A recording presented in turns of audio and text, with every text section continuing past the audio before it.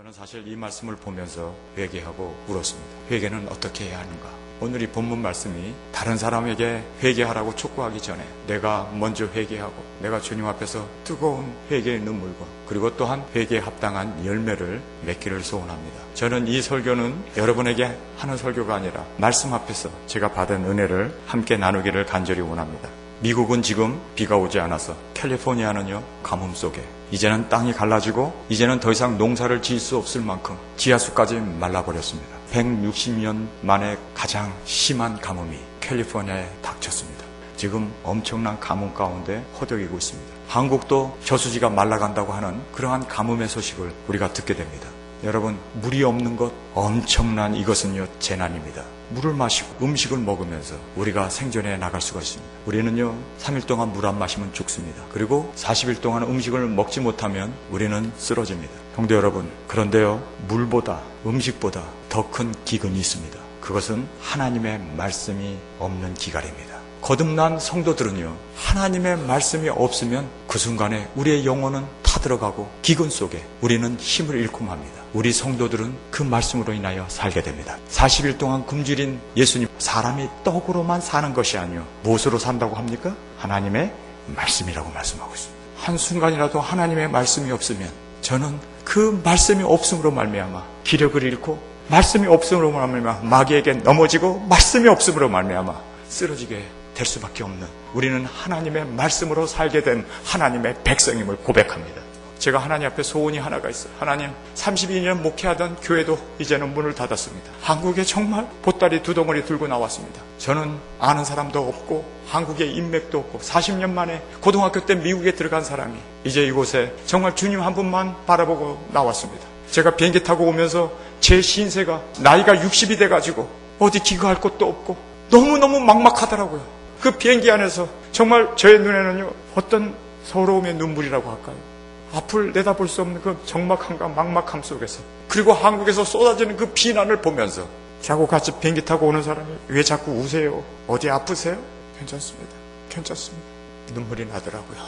그런데요 저에게 한 가지 소망이 있었습니다. 하나님의 그 은혜가 나와 함께 하셔서 이 하나님의 말씀이 말씀대로 증거할 수 있으니, 지금 대한민국에 말씀이 없어서 가물고 들을 말씀이 없다고, 교회 다닐 교회가 없다고 그 방황하는 그 많은 사람들에게 생수처럼 주님의 말씀이 쏟아지고 강단에서 하나님을 향한 그 말씀이 전파될 수 있다면, 하나님, 저는 이 말씀 하나 때문에, 주의 말씀 하나 때문에 죽을 수 있고 이 말씀 하나 전하다가 주님 앞에 서기를 원합니다. 주님, 저에게 하나님의 말씀을 전할 수 있는 기회만 주세요. 한 사람 앞에서도 10사람 앞에서도 마다하지 아니하고 이 생수의 말씀을 전하겠습니다.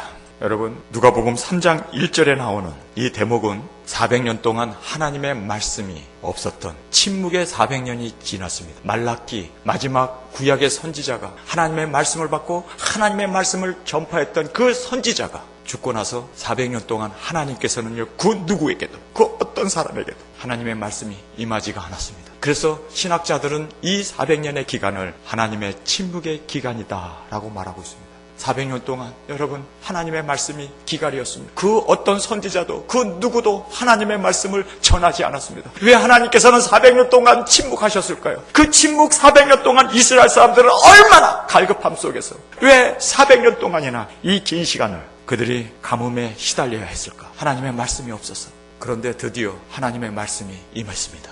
400년 만에 하나님의 말씀이 빈들에 있는 가이사의 아들 요한에게 임했습니다. 할렐루야. 여러분, 한국의 가장 큰 문제는 뭡니까? 돈이 없는 겁니까? 한국의 가장 큰 문제는 뭡니까? 물이 없는 겁니까? 한국의 가장 큰 문제는 뭡니까? 저는요 확실히 합니다. 한국에 교회는 많고 마치 홍수에 먹을 물이 없는 것처럼 생수가, 하나님의 말씀이 기갈인 지금 대한민국의 현실을 보게 됩니다.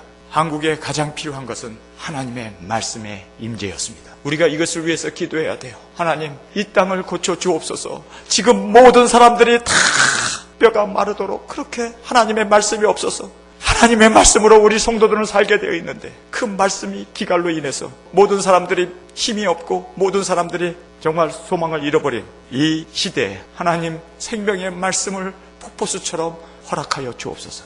3장 1절을 보겠습니다. 거기에 5사람의 이름이 등장합니다. 이 사람들은 다 왕이었습니다. 로마의 황제였어요. 시저입니다. 그리고 빌라도 팔레스타인 지역을 다스리는 총독이었습니다. 그리고 분봉왕 헤롯과 빌립과 루사니아가 3장 1절에 나와요. 여러분, 왜 하나님의 말씀은 이 왕궁에 있는 이 왕들에게 하나님의 말씀이 임했더라면 그들이 정말 하나님의 말씀 앞에 회개 통해 자복하면서 전 로마를, 전 이스라엘을 다스리고 있었던 이 왕들이 엄청난 능력과 자신의 정치력과 이 권력을 가지고 한 나라를 온전히 주 앞으로 변화시킬 수 있었을 텐데 왜 하나님의 말씀은 왕궁에 있는 이 정치인들이나 이 권력가들이나 이 황제들에게 임하지 아니하고 하나님의 말씀은요, 굶주리고 애통하는 자, 마음이 가난한 자, 정말 하나님의 말씀이 아니면 나는 살 수 없습니다. 그렇게 주님 앞에 부르짖는 빈들에 있는 요한에게 하나님의 말씀은 임했습니다. 2절을 보겠습니다. 2절에 보면 두 사람의 대제사장의 이름이 나와요. 안나스와 가야바였습니다. 여러분, 대제사장이라면 한 나라를 영적으로 인도하는 이들에게 하나님의 말씀이 임한다면 이스라엘은요, 완전한 영적 부흥과 그리고 회개 역사가 일어나야 할 텐데 왜 이 대제사장들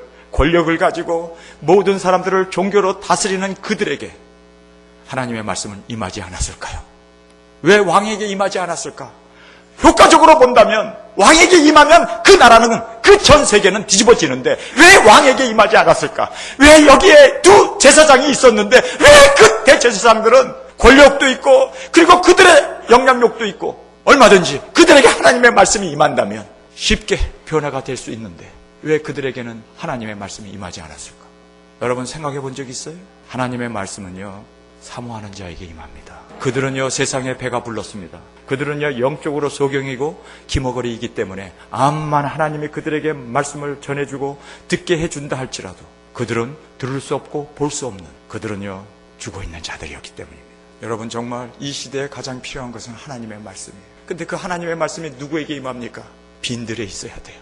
아무것도 의지할 수 없는, 정말 빈손, 정말 하나님만이 모두가 되십니다. 하나님만 바라보는 그들에게 하나님의 말씀은 임하게 되어 있습니다. 정말 하나님만을 바라보고 애타게 목마른 사슴이 시냇물을 찾아 갈급한 것처럼 내 영혼이 하나님의 말씀을 사모하여 갈급하나이다. 하나님의 말씀을, 그 말씀을 붙어잡고 하나님 말씀을 정말 가슴치면서 이 세상에 되어지는 그 모든 것을 보면서 탄식하면서 내 죄 때문에 울면서 하나님 이 땅 고쳐주세요. 하나님 이 빈들에 있는 빈손 들고 주님 앞에 나오는 그들에게 하나님은 말씀이 그들에게 임했던 것을 성경은 말씀해 주고 있습니다. 2절에 안나스와 가야바가 대제사장으로 있을 때 하나님의 말씀이 빈들에서 사가랴의 아들 요한에게 임한지라. 할렐루야. 여러분, 400년 만에 드디어 단비가 내렸습니다. 400년 동안 기대하던 하나님의 말씀이 없어서 고갈되었던 이스라엘 백성들에게 400년 만에 하나님의 말씀이 임했다고 하는 하나님의 말씀이 세례 요한, 바로 광야에서 낙타옷을 입고 먹을 것이 없어서 메뚜기를 잡아먹으면서 석청을 먹고 있었던 그 빈들에 있었던 요한에게 하나님의 말씀이 임했습니다. 이스라엘에게 있어서는 400년 동안 고대하고 기대했던 그 놀라운 하나님의 말씀이 임한 기쁨이었습니다. 이것은 정말 그들의 바람이었고 드디어 하나님께서 이스라엘을 돌아보시기 시작했구나. 하나님 감사합니다. 하나님 감사합니다. 얼마나 기쁨이 충만했을까요? 빈들에. 3절을 보겠습니다. 요한이 요단강 부근 각처에 와서 죄사함을 얻게 하는 회개의 세례를 전파하니, 여기 보면 요한이 빈들에서 하나님의 말씀이 임했는데요, 요단강 부근이라고 말하고 있습니다. 요단강 부근은 세상에서 가장 낮은 지역에 있는 강입니다. 이 온 지구상에서 가장 낮은 그곳에 하나님의 말씀은 임합니다.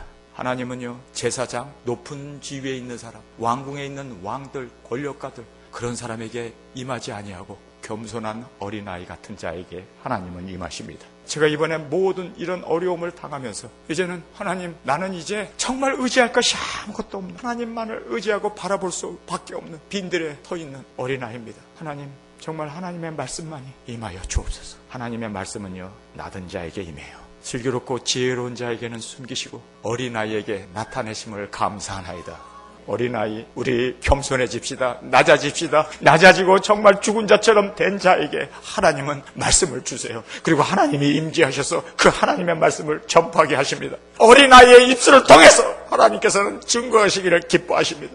정말 어린애 같은 심정으로 돌아가서 하나님 내가 그동안 교만했습니다. 하나님 그동안 내가 하나님을 의지하는 것보다도 인기에 연연했고 세상 것을 바라보고 하나님을 내가 온전히 의지하지 못했습니다. 하나님을 정말 겸손하게 어린아이처럼 이제 어머니가 아버지가 도와주지 않으면 살 수 없는 어린아이 같은 그러한 어린아이에게 빈들에 있는 요한에게 하나님의 말씀, 그 낮은 자리에 있는 그에게 하나님께서 말씀이 그에게 임했던 것을 성경은 말씀해 주고 있습니다. 그런데요, 이 본문 말씀을 보면 하나님의 말씀이 임하면 회개가 일어납니다. 하나님의 말씀이 지금 이 시간에 우리 가운데 임재 계시다면 하나님 말씀 앞에 내 자신이 벌거벗은 자로 내 죄를 볼 수 있어야 되고, 하나님의 말씀 앞에서 나의 부끄러운 과거와 나의 모든 죄악과 나의 모든 허물을 볼 수 있는 것이 하나님의 말씀이 임한 결과였던 것을 성경은 말씀하고 있습니다. 하나님의 말씀이 이 시간에 우리 가운데 임재한다면 그 하나님 말씀 앞에 내가 벌거벗은 자로 내 자신을 돌아보고 내 자신을 회개하고 내 자신을 주님 앞에 깨어 놓을 수 있는, 정말 말씀 앞에 부서지는 이거야말로 은혜 중에 은혜인 것을 우리는 깨닫게 됩니다.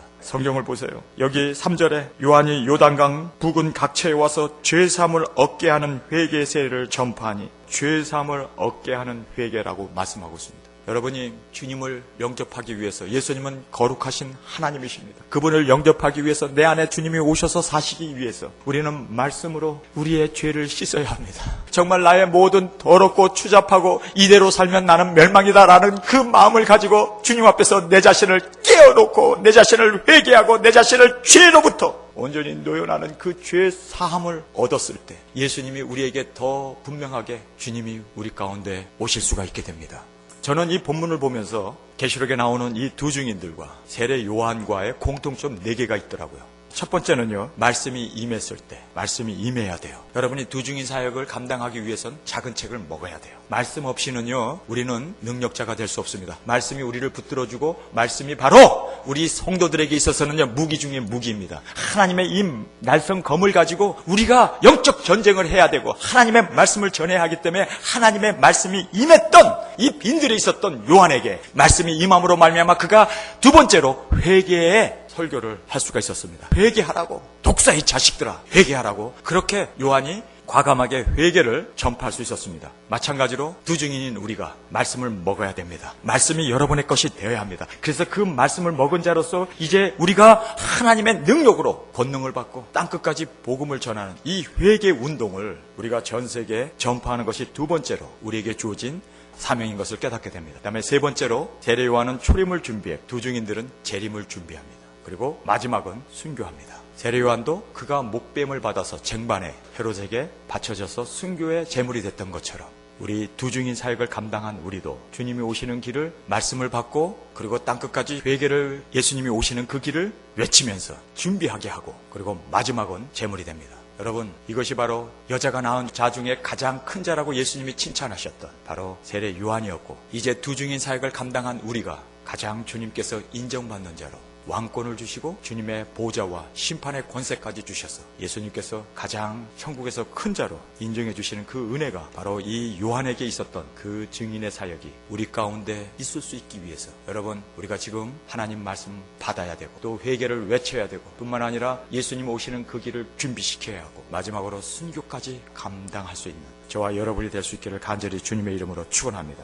3장 4절을 보겠습니다. 선지자 이사야의 책에 쓴 바 광야에 외치는 자의 소리가 있어 가로되 너희는 주의 길을 예비하라. 그의 첩경을 평탄케 하라. 모든 골짜기가 메어지고 모든 산과 작은 산이 낮아지고 굽은 곳이 곧아지고 험한 길이 평탄해질 것이요 모든 육체가 하나님의 구원하심을 보리라 함과 같으니라. 이사야에 이미 요한이 나와서 하나님의 말씀을 받고 전파하기 전에 600년 전에 이사야는 분명하게 하나님의 말씀을 예언해 주었습니다. 광야라고 되어 있었습니다. 그리고 빈들이라고 되어 있었습니다. 하나님의 말씀은 1.1에게도 땅에 떨어지지 않냐고 그대로 이루어집니다. 여러분이 정말 어린아이처럼 내 자신을 비우고 그리고 하나님의 말씀을 먹고 회개를 외치면서 주님이 오시는 그 길을 준비하고 끝까지 순교할 수 있는 이 모든 것이 여러분이 이 세상에 태어나기 전에 2000년 전에 계시록에 기록되어 있습니다. 여러분, 요한이 태어나기 600년 전에 말씀되어진 그 계시가 그대로 이루어졌습니다. 이제 2000년 전에 요한계시록에 씌어져 있는 그 말씀이 이제 이 땅에 이루어집니다. 여러분, 세례 요한처럼 증인 사역을 감당하기를 소원하십니까? 그리고 정말 주님이 오시는 그 길을 준비하기 위해서 회개를 외치고 싶습니까? 여러분, 우리는요 이제 이 대단원의 막을 내리는 마지막 주자로 주님 앞에 사용을 받는, 저는요 이 말씀을 보면서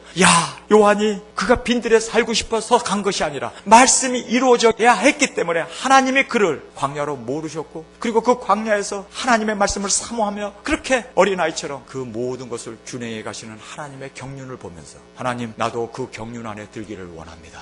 나도 그 경륜 안에 들기를 원합니다. 주님, 나를 사용하여 주옵소서. 7절입니다. 요한이 세례를 받으러 나오는 무리에게 이르되 독사의 자식들아, 누가 너희를 가르쳐 장차올 진노를 피하라 하더냐. 여기 보니까요, 지금 요한이 빈들에서, 그것도 요단강 근처에서 하나님의 말씀이 임해서 하나님의 복음을 전합니다. 그런데 거기까지 예루살렘에서 오기 위해서, 또는 이스라엘의 방방곡곡에서 그 하나님의 말씀이 임했다는 그 기쁜 소식을 듣고 세례 요한을 보러고 그들이 광야로 몰려들었습니다. 광야까지 오기 위해서 그들은요 이틀 3일 동안 밤잠도 자지 못하고 그 광야로 걸어와야 합니다. 그 먼 거리를 마다하지 아니하고 생업을 포기하고 하나님의 말씀이 임했다는 그 기쁜 소식 하나 때문에 전국에서 몰려들었습니다. 광야까지 나왔습니다. 광야에 집이 있겠어요? 그들은요 빈들에서 자야 하면서 하나님의 말씀이 임했다는 그것 하나 때문에 그들은 정말 기쁨에, 감격에 하나님의 말씀을 듣기 위해서 몰려들었습니다. 그런데 3, 4일씩 밤잠도 자지 못하고 빈들에서 자야 하는 사람들의 고생하면서 왔는데 잘 오셨습니다. 하나님의 말씀을 듣기 위해서 수고하셨습니다. 그리고 그들을 격려하고 그들을 칭찬한 것이 아니라 독사의 자식들아. 아니, 하나님의 말씀이 임했다고 해서 찾아온 그들에게 독사의 자식들아? 아니, 이게 도대체 왜 이런 말을 해야 되는가? 여러분, 성경에 보면요 독사의 자식이라고 말한 사람이 두 분이 계십니다. 첫 번째는 바로 세례 요한이었어요. 오늘 본문에 나오는 독사의 자식들아라고 그렇게 이야기를 했습니다. 그리고 예수님도 독사의 자식이라고 그렇게 말씀을 했습니다. 그런데 독사의 자식이라고 얘기한 사람들은 다 죽어야 했습니다. 저도 설교를 하면서 이 독사의 자식들아, 세습이나 해대고 WCC에 찬성해대고 그리고 동성연애를 찬성하고 종교다원주의로 빠져들어가고 이 독사의 자식들 어제가 했더라고요. 그래서 저도 죽기로 각오했습니다. 독사의 자식이라고 얘기한 사람은 죽어야 해요. 저는 죽어도 좋습니다. 그런데 성경에 보세요. 이 독사의 자식이라고 이렇게 이스라엘 사람들이 가장 혐오하는 동물이 독사입니다. 에덴 동산의 뱀. 성경에 보면요 계시록에 그 뱀을 1000년 동안 가둔다. 그리고 영원한 지옥에 던지는 뱀이 역사하고 뱀을 죽이는 걸로 성경은 끝납니다. 성경에서 이 뱀은 사탄입니다. 그래서 이 독사의 자식이라, 이 말은요 이 사탄의 자식이라는 그런 의미입니다. 가장 듣기 싫은 욕이 독사의 자식입니다. 그런데 왜 독사의 자식이라고 이렇게 회개하기 위해서 하나님의 말씀이 임했다는 것 때문에 정말 기쁨으로 온 그들에게 독사의 자식이라고 욕을 해댔을까요? 성경을 보면요 이렇게 독사의 자식이라고 외치는 그것이 18절을 보세요. 또 기타 여러 가지로 권하여 백성에게 좋은 소식을 전파하니라. 독사의 자식이라고 한 것이 좋은 소식이래요. 여러분, 독사의 자식이라고 욕을 들었는데 그게 무슨 좋은 소식이냐? 화가 나잖아요. 왜 나를 사탄의 자식이라고 하나? 왜 마귀의 자식이라고 하나? 사람들이 그 듣기 싫은 독사의 자식이라는 소리를 들었는데 그게 왜 기쁜 소식이냐? 회개할 수 있다면, 여러분 정말 주님 앞에 무릎 꿇고 주님 앞에 회개하고 주님 앞에 귀를 댈 수 있다면, 독사의 자식이든 마귀의 자식이든 개 자식이든 그것이 뭐가 중요합니까? 정말 회개할 수만 있다면 이것은 복된 소식일 줄 믿습니다. 정말 주님 앞에서 내 자신이 누구인가를, 어떤 말씀을 듣고 하나님의 말씀의 임재함 가운데 내 자신을 돌아보면서 회개할 수 있다면 그가야말로 회개는 생명을 얻는 길이요, 회개는 주 앞에 올바른 발걸음을, 인도함을 받을 수 있는 축복 중에 가장 축복임을 저는 고백합니다. 여러분, 회개가 생명을 얻는 길입니다. 하나님의 말씀이 임했던 것은 회개하기 위한 하나님의 역사였습니다. 오늘 우리 가운데 하나님께서 말씀을 우리 가운데 임재해 주시는 단 하나의 이유는 회개하라고. 독사의 자식이든 누구의 자식이든 정말 이 말씀을 듣고 정말 내가 이대로 살면 멸망이로구나, 이대로 살면 끝장이로구나, 이대로 살면 나는 지옥이로구나 하는 것을 깨닫고 주님 앞에서 회개할 수 있다면, 저는 이 자리에서 한 영혼이 주 앞에 정말 회개하고 주 앞에 콧물 흘러가면서 가슴을 치면서 내가 어찌하여야 합니까? 내가 무엇을 하리까? 진정으로 회개하고 돌아온다면 천하를 얻는, 정말 하늘나라에서는 천국 잔치가 벌어진 축복 중의 축복인 줄 믿습니다. 여러분, 여기에 독사의 자식들아. 그런데요, 성경을 보면요 우리를 회개하지 못하는 두 가지 방해 요소가 있습니다. 여러분, 이 두 가지 방해 요소 때문에 뺀질뺀질 사람들은 회개를 못해요. 이 두 가지가 뭔가를 성경은 우리에게 분명하게 말씀해 주고 있습니다. 그 첫째는요 세례였습니다. 자, 성경을 보세요. 7절에 요한이 세례 받으러 나오는 무리에게 이르되 독사의 자식들아, 누가 너희를 가르쳐 장차 올 진노를 피하라 하더냐. 장차 올 진노, 이제 세상에 올 모든 환란들, 세상에 생기는 그런 역경들, 지금 많은 사람들이 교회에 오는 이유는 지옥 가기 싫어서 천국 가려고 오는데 그 세례를 받으면 회개하지도 않고 정말 회개에 합당한 열매를 맺지 못하면서 세례 받으면 진노를 피할 수 있다. 그렇게 생각하고 한 발은 교회에 한 발은 세상에 뒤에다 놓고 둘 중에 하나 바알이냐 여호와 하나님이냐 우리는 둘 중에 하나를 골라야 되는데 사람들은요 세상 것 즐길 것 다 즐기면서 세례도 받고 그러면은 하나님의 진노를 받지 않고 지옥 가지 않고 멸망받지 않는다는 그러한 얄팍한 생각 때문에 세례를 받으면 교회 다니면 하나님께 헌금하고 내가 하나님 앞에 충성하면 하나님께서 나를 인정해 주겠지. 여러분 사람들이 말해요. 종교 가면을 써요. 나 교회 집사야. 나 교회 장로야. 나 교회 권사야. 나 교회 목사야. 여러분 세례가 구원해 줍니까? 세례 받으러 오는 그들에게 독사의 자식이라 그러면서 이 세례 받는 것이 너희를 진노해서 너희를 가르쳐 장차올 진노를 피하라고 면하게 해줄 줄 아느냐? 여러분 종교 가면은요 절대 우리를 구원해 주지 못합니다. 여러분이 나 예수 영접했어. 나 예수 믿어. 암만 여러분이 그렇게 얘기한다 할지라도 진정한 구원은 그게 아닙니다. 마귀도 누가복음에 보면은 회당에 마귀 들린 자가 예수님이 하나님의 말씀을 전할 때 와 앉아 있었습니다. 교회 안에 마귀 들린 사람들이 와 있었어요. 그런데 예수님이 말씀을 전하면 자리에서 버떡 일어나가지고 당신은 거룩한 자입니다. 당신은 그리스도입니다. 당신은 하나님의 아들입니다. 다 고백을 했어요. 다른 사람들은 예수님이 메시아인 걸 몰랐는데 귀신 들린 사람은 알았단 말이에요. 그러면 귀신 들린 사람이 구원을 받습니까? 예수님께서 꾸짖어 귀신을 내어 쫓았습니다. 나갈 때 뭐라고 얘기합니까? 당신과 나와 무슨 상관이 있나이까? 아니 아까 고백했잖아요. 그리스도라고 그러고 당신은 하나님이라고 그러고 거룩한 자라고 고백을 했는데 나와 무슨 상관이 있나? 그렇게 암만 내가 예수님이 구주이시다, 예수님이 하나님이시다, 나의 구세주이시다, 십자가에서 나를 위하여 죽었다 암만 알고 믿어도 마귀가 믿는 믿음은 나와 무슨 상관이 있나이까가 된다면 구원이 없는 겁니다. 그러면 나와 무슨 상관이 있나이까? 여러분 상관이 있기를 원하십니까? 마귀는요 구원을 못 받아요. 그 이유는 예수님이 메시아인 것도 알고 하나님의 아들인 것도 알고 거룩한 자인 걸 다 알지만 구원을 못 받는 이유는 예수님과 상관이 없기 때문입니다. 나더러 주여 주여 하는 자마다 다 천국에 들어갈 것이 아니요 아버지의 뜻대로 행하는 자. 많은 사람들이 내게 와가지고 내가 선지자 노릇도 하고 내가 귀신도 내어쫓고 병도 고치고 예수님의 이름으로 많은 주의 일을 했다는 거예요. 그런데 예수님이 내가 너를 도무지 알지 못한다. 왜 도무지 알지 못한다? 왜 모를까요? 상관이 없었다는 거예요. 정말 예수님이 여러분의 주인이시고 예수님이 여러분의 구주이라면 그분과 상관이 있어야 돼요. 마귀는 상관없이 믿어요. 상관없이 고백해요. 그러나 정말 중요한 것은 구원을 주는 믿음은 예수님과 상관이 있어야 돼요. 그러면 그 예수님과의 그 상관이 뭐냐? 말씀에 순종하는 겁니다. 열매입니다. 열매가 없으면요 버리운 자가 되는 것입니다. 열매였습니다. 그래서 성경을 보세요. 두 번째로 나오는 내용이 회개를 하지 못하게 방해하는 두 번째 요소가 8절에 나와. 그러므로 회개에 합당한 열매를 맺고 속으로 아브라함이 우리 조상이라 말하지 말라. 내가 너에게 이르노니 하나님이 능히 이 돌들로 아브라함의 자손이 되게 하시리라. 사람들을 회개하지 못하게 하는 두 번째가 뭐냐면 나는 아브라함의 자손입니다. 나는 선택되었습니다. 세상에 태어나기 전부터 우리 어머니 아버지가 나는 모태신앙입니다. 나는 그리스도 가정에서 태어났습니다. 아브라함이 자기의 조상이라고 속으로 말하지 말래요. 내가 택함을 받았다. 나는 예정이 되었다. 그것이 여러분에게 속으로 그렇게 이야기하는 것이 회개를 못하게 한다는 거예요. 여러분 나는 택함을 받고 어떻든 나는 구원을 받을 자라고 그렇게 생각한다면 여러분이 지금 여기에 나오는 8절의 말씀과 동일한 회개를 못하게 하는 방해 요소입니다. 여러분 정말 중요한 거는요 회개는 지금 해야 되는 거예요. 하나님 말씀 앞에 지금 내가 우리의 조상도 아니고 내가 택함을 받았다. 내가 선민이다. 내가 하나님의 예정 가운데 있는 자다. 여러분 그것이 회개를 못하게 하는 요인이라고 지금 꼭 집어서 얘기합니다. 그러면서 뭐라고 합니까? 돌들도 얼마든지 하나님의 자손을 만들 수 있다는 거예요. 여러분 여기서 우리에게 주는 교훈이 뭡니까? 여러분 정말로 회개를 해야 돼요.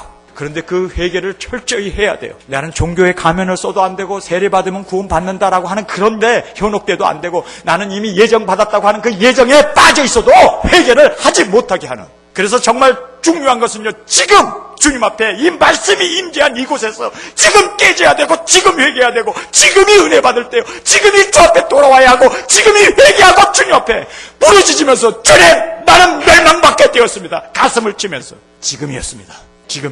지금 하나님의 말씀이 임재한 것을 여러분 믿습니까? 정말 지금 얘기합시다. 지금 꼬꾸라져야 돼요. 지금 주님 앞에서 울부짖으면서 나 이대로 살면 멸망이구나. 이대로 살면 나는 지옥이구나. 오늘 저녁이라도 주님이 나의 영혼을 부른다면 나는 지옥불 떨어질 수밖에 없다는 것을 깨달았고 그것을 안 사람은 어떻게 살까요? 그것을 안 사람은 회개할 거예요. 정말 주님 앞에 나 이대로 살면 멸망입니다. 가슴을 치면서 그렇게 회개하지 않을까요?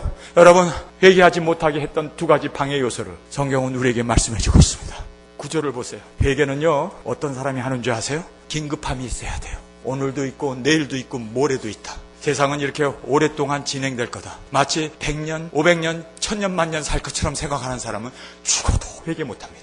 중요한 것이 9절에 나와요. 이미 도끼가 나무 뿌리에 놓였으니 좋은 열매를 맺지 아니하는 나무마다 찍어 불에 던지우리라. 회개는요, 이렇게 긴박함을 가져야 돼요. 지금 도끼가 나무 뿌리에 놓여 있대요. 지금 여러분이 회개 안 하고 지금 열매를 맺지 못하면 나무를 찍어서 불에 던진다고 하는 이러한 위급함과 이러한 정말 긴박함을 갖고 있어야 회개를 해요. 여러분, 왜 지금 현대교회가 세상만 바라보고 세상에서 잘되고 세상에서 복받고 세상에서 출세하는 것에만 사로잡혀 있습니까? 그거는요, 심판이 임박했다는 것을 모르기 때문입니다. 그래서 정말 신앙을 가지고 있는 사람, 오늘이라도 주님이 오실 수 있고 오늘이라도 내 영혼을 부를 수 있고 내가 주님 앞에 정말 설 수 있는 것을 깨달은 사람은 지금 회개할 수밖에 없어요. 도끼가 나무 뿌리에 놓여있는 거 정말 여러분 보이십니까? 정말 보이십니까? 이 긴박함을 놓쳤기 때문에 주님이 오신다고 하는 이 정말 신앙, 이 긴박함을 놓치게 되면 사람은 헛짓하게 되어 있습니다. 땅의 것을 바라보게 되어 있습니다.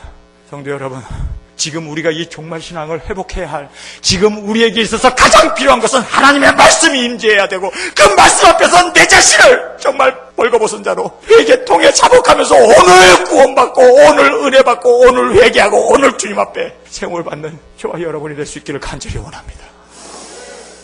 10절을 보세요. 무리가 물어 가로되 그리하면 우리가 무엇을 하리이까? 무리들이 왔습니다. 그 다음에 12절에 보면 세리들이 왔습니다. 14절에 보면 군병들이 왔대요. 온 사람들을 보니까 죄인임을 인정하는 사람들이 왔어요. 여러분, 회개는요, 누가 하는 줄 아세요? 자타가 나는 죄인이다라고 인정하는 창녀와 세리와 이렇게 군병들, 이런 사람들이 회개하고 나와요. 나는 의로와 자기 의에 빠져있고 나처럼 살라고 그래. 이 사람들은요, 정말 하나님 앞에 버림받고 화인받은, 절대로 돌아올 수 없는. 여러분, 여기에 왜 제사장들은 안 나왔지? 여기 왜 바리새인들은 안 나왔지? 왜 여기 서기관들은 안 나왔지? 여기 왜 레위인들은 안 나왔지? 왜 안 나왔을까요? 종교라고 하는 가면은 우리는 아브라함이 우리의 조상이다, 우리는 제사장이다, 우리는 바리새인이다, 우리는 서기관이다. 여러분, 바로 이거였습니다. 차라리 죄인이 되십시오. 그래야 회개할 수 있다면 죄인이 되십시오. 이렇게 거짓 의에 빠져가지고 회칠한 무덤이 되어갖고 예수님께서 가장 이 외식하는 자들아 외쳐댔던들이 바로 종교 지도자들이었어요. 근데 왜 종교 지도자는 한 명도 안 오냐고. 지금 동일한 세대가 벌어졌습니다. 오늘 하나님의 말씀이 이 자리에 임재하셔서 우리가 가슴을 치면서 우리 죄를 돌아보는데요, 정말 큰 교회 목사님들, 교단장들, 총회장들, 노회장들, 그런 사람들은 왜 회개를 외치지 않냐고요. 다 자신의 의에, 자기 당착에 빠져서 죄를 볼 수 없어요. 여러분이 죄를 볼 수 있는 것이 은혜예요.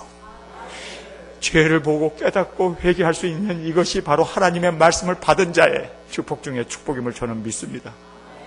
한 명도 제사장, 서기관, 바리새인들, 레위인들은 안 나타났어요. 그런데요, 여기 보니까 10절에 무리가 물어 가로되 그리하면 우리가 무엇을 하리이까? 이 독사의 자식들아, 회개하라. 이제 도끼가 나무 뿌리에 놓였으니 열매를 안 맞으면 다 찍어서 버린다. 오늘 저녁 주님이 오실 수 있고 오늘 저녁 죽을 수 있고 오늘 저녁 우리가 주님 앞에 세움을 받을 수 있다. 지금 회개해야 한다라고 회개를 이렇게 촉구했을 때 무엇을 하리까? 여러분, 진정한 회개는요, 나 죄인이야, 그렇게 인정하는 것으로 끝나면 안 돼요. 무엇을 하리까 질문을 해야 돼요. 회개는요, 무엇을 하리까까지 나가야 됩니다. 12절을 한번 보세요. 세리들도 세례를 받으려 하여 와서 가로되 선생이여 우리가 무엇을 하리까? 무엇을 해야 돼요? 여러분, 회개는요, 주님 나 죄인이에요, 용서해 주세요, 예수님의 이름으로 기도했습니다, 아멘 하고 자리에서 일어나고 회개한 게 아니에요. 진정한 회개는요, 무엇을 하리까를 질문해야 합니다. 그리고 여기 군병들도 보세요. 14절에 군병들이 물어 가로되 우리가 무엇을 하리이까? 여러분, 정말 하나님 앞에 진정으로 회개한 사람은요, 하나님 내가 무엇을 하리이까? 내가 무엇을 하리이까? 하는 그 행동 열매까지 나가지 않으면 여러분은 회개에 합당한 열매를 맺지 못했기 때문에 그것은 회개가 아니에요. 그거는 뉘킴이지, 반성이지. 회개는 무엇을 하리까를 질문해야 돼요. 여러분, 정말 하나님의 말씀이 임재한 이곳에서 주님 내가 무엇을 하리까? 무엇을 하리까? 여러분, 회개는요, 행동까지 나가야 돼요. 열매까지 보여줘야 돼요. 회개는 성경에서 말씀하신 대로 가슴을 치면서 무엇을 하리이까? 오순절날 성령이 임했을 때 베드로가 성령 충만하여 이스라엘 백성들아 내 말을 들어라. 너희들이 십자가에 못 박힌 예수가 바로 부활하시고 그가 구주였었다라는 것을 외칩니다. 그랬을 때 이스라엘 백성들이 그 말을 듣고 가슴을 치면서 우리가 무엇을 하리이까? 우리가 무엇을 하리이까?